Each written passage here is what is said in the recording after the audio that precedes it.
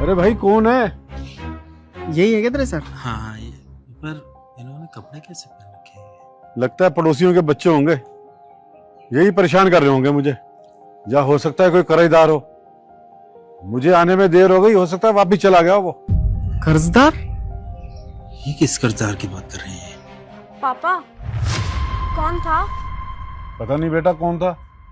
मुझे तो लगता है शायद कोई कर्जदार होगा, क्योंकि हमने उसके पैसे नहीं दिए अभी तक। सुशाल, ये जो इनके साथ लड़की है ना, ये इनकी बेटी है।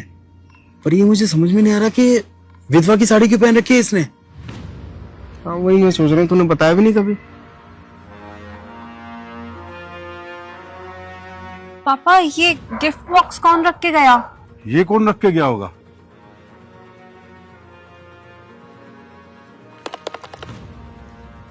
बेटा ये डब्बा तो खाली है। पापा पक्का ये हमारे कोई पड़ोसी होंगे। हमारी गरीबी का मजाक बनाने के लिए ये खाली डब्बा ऐसे बाहर छोड़कर चले गए होंगे। अरे ये तो मुझे भी समझ में नहीं आ रहा है, ये सब हुआ क्या? मुझे तो ऐसा लगा इन्होंने अपनी बेटी की शादी बहुत धूमधाम से की होगी, लेकिन सफेद साड़ी में। कोई बात नहीं, वहां खड़े होकर सब कुछ सुनते हैं, फिर देखते हैं। अरे शर्म नहीं आती लोगों को? एक तो मेरी बेटी विधवा है और हम कर्ज में दबे हुए हैं, हमारा घर भी गिरवी है, फिर भी आ जाते हैं हमारी गरीबी का मजाक उड़ाने के लिए। बेटा तू अंदर चल।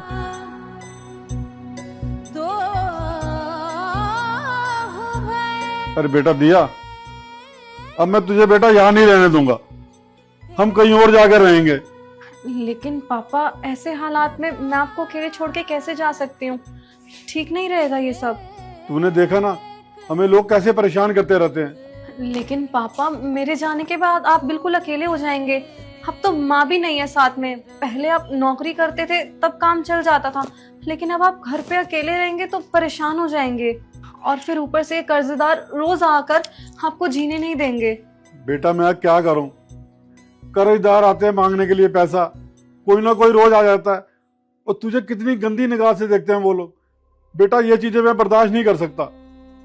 बेटा मैं मानता हूं जब तक मैं नौकरी कर रहा था सब कुछ बिल्कुल ठीक ठाक चल रहा था, और बेटा फिर तेरी माँ बीमार हो गई और मेरा जितना भी रिटायरमेंट का पैसा था सब उसकी बीमारी में लग गया और मेरे ऊपर कर्जा चढ़ गया।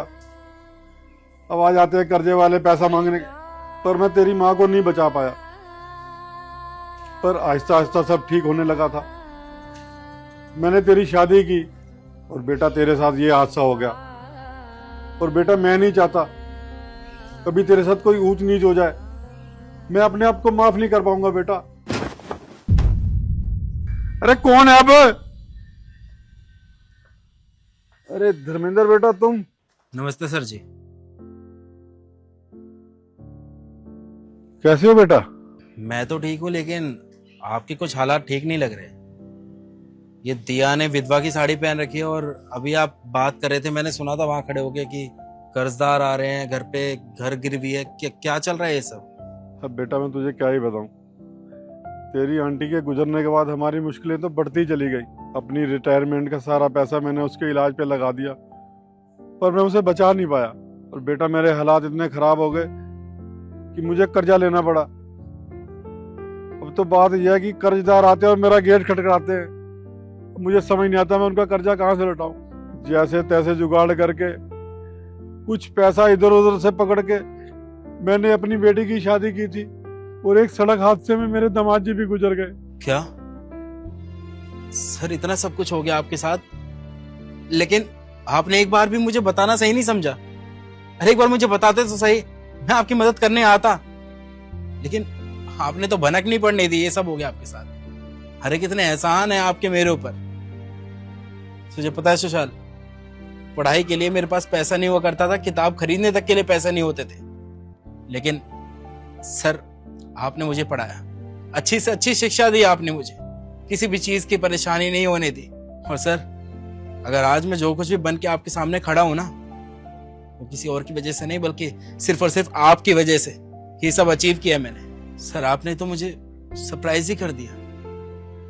मेरी गवर्नमेंट जॉब लगी और इसी खुशी में मैं आपसे मिलने आया था। लेकिन मुझे नहीं पता था कि मैं यहाँ पे आके आपको सरप्राइज दूंगा तो उससे पहले मुझे ही सरप्राइज मिल जाएगा। आप मुझे अपने बेटे की तरह समझते थे, एक बार मुझे बताना तो चाहिए था।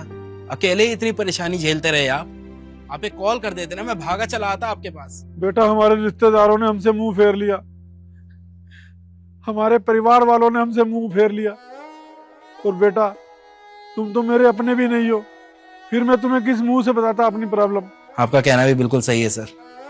जब मुसीबत के वक्त अपने ही साथ छोड़ देते हैं ना, तो इंसान और भी ज्यादा अंदर अंदर टूट जाता है।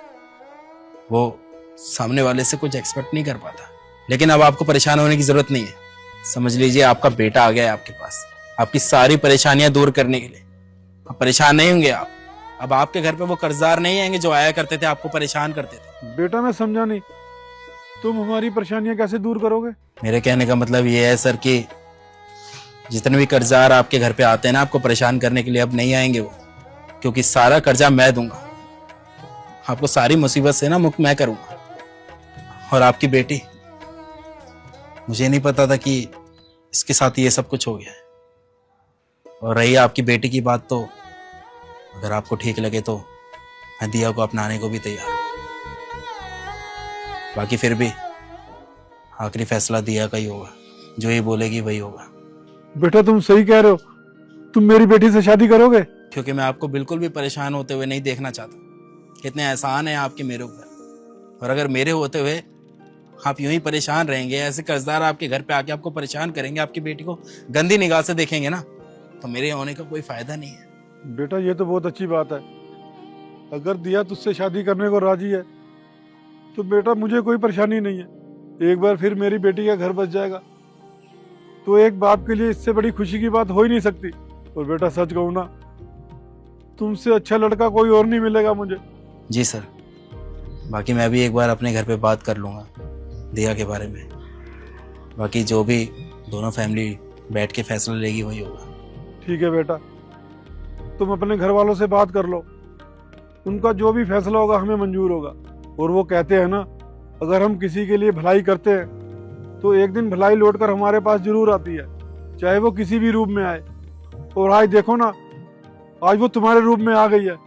मैंने तुम्हें उस वक्त पढ़ाया लिखा जिस समय तुम्हारे पास कुछ नहीं था, पैसे भी नहीं थे, और आज देखो ना, तुम फरिश्ता बनकर लौट कर आया हो मेरे लिए। और बेटा मुझे आज तुम्हें देखकर इतनी खुशी हो रही है, मैं तुम्हें बता नहीं सकता कि तुम कामयाब हो गए हो। बेटा अब ये सारी बातें छोड़ो, अंदर आओ, बैठकर बात करते हैं। आओ बेटा, चलो बेटा अंदर।